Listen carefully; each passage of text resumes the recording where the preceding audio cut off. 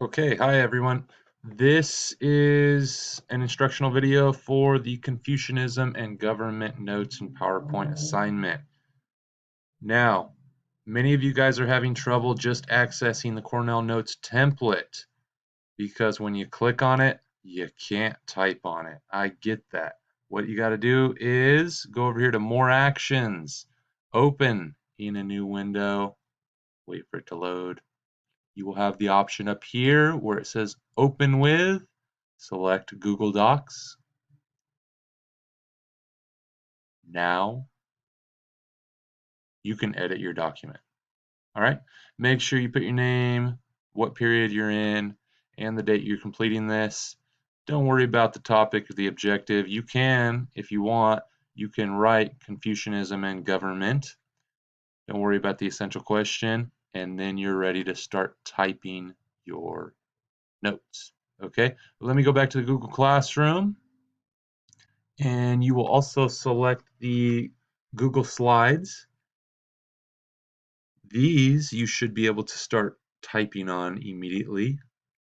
And this assignment in particular has a warm-up set question, and you don't need any other information but your opinion in order to answer these.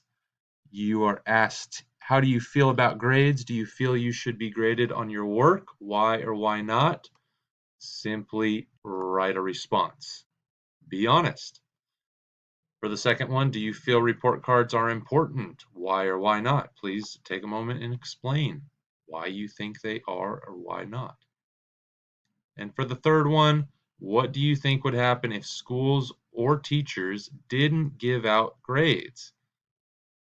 How would school be different? What do you think? Take a moment, make sure you respond to all three of those warm-up questions. After you are finished responding, go on and read through the notes. So it starts off with Confucianism, and Confucian or Confucianism is based on the teachings of a man named Confucius, and his teachings, this was an actual person, Confucius, his teaching focused on proper behavior for people and government. He believed people should live their lives according to two basic principles. The first one, Ren. And what Ren translates to in English is having concern for other people. All right, having sincere concern or an appreciation for their presence and their undergoing of life, and you value that. That's called also being a good friend. All right. The second principle is Li, appropriate behavior. Appropriate behavior. All right, so you need to conduct yourself appropriately. All right, we have a lot of rules in society, we have a lot of rules in school, a lot of things that tell you what you can and cannot do. All right, so Confucianism is related to those two principles right there. Here's a video that you will watch, short little video related to Confucianism. And then I have a screenshot right here of what you need to type in your notes. So you will go back to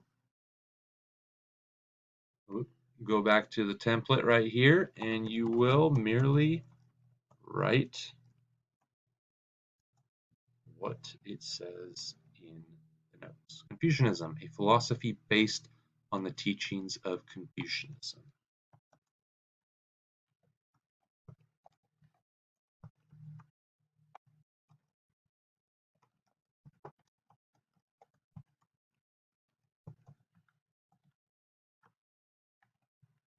Okay, easy enough, right? It also says Confucius teachings focused on proper behavior for people and the government. So make sure you write that down on your template. All right.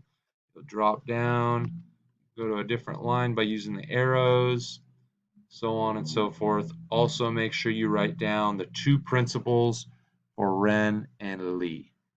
Moving on, we have the Song Dynasty, which improved the system by which people went to work for the government. These workers formed a large bureaucracy or a body of unelected government officials. There's many people in the government that work within a bureaucracy, and there are many different people that have bosses or people that they boss around or assign work to. This is all part of a bureaucracy. They joined the bureaucracy by passing civil service exams in the Song Dynasty. And civil service means service as a government official. All right, so back to our Cornell Notes template. You will write this now, where you last left off for government. We'll write the definition we have for bureaucracy. Moving on, we have difficult exams that were implemented during this time. And during these exams, students had to memorize entire Confucian texts, or many of the memoirs or the books that he would write based off of his own wisdoms and his teachings.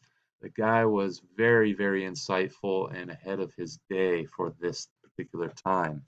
And students would typically study for more than 20 years. Some exams lasted up to 72 hours. Students were locked in private guarded rooms to take the test, and very, very inadequate conditions, if you think about it. Continuing on, if you passed the exam at the top level, you became appointed to a position in the government. If you passed at any other level, you became a scholar official. All right, so if you passed, you were in good standing.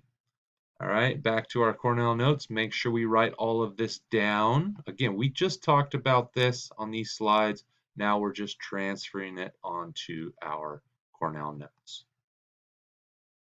Okay, moving on, scholar officials. These were educated members of the government. These people received respect among society, and they earned a good salary, reduced penalties for breaking the law, and they also ran China's government.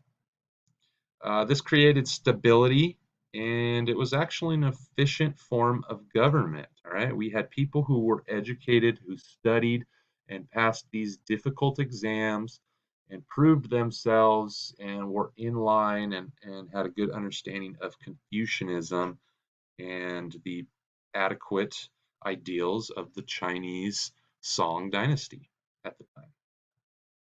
So again, back to our Cornell notes, make sure we mention this particular information in our Cornell notes template like so. Okay, hope this helps. If you guys have any questions or additional concerns, make sure you email me.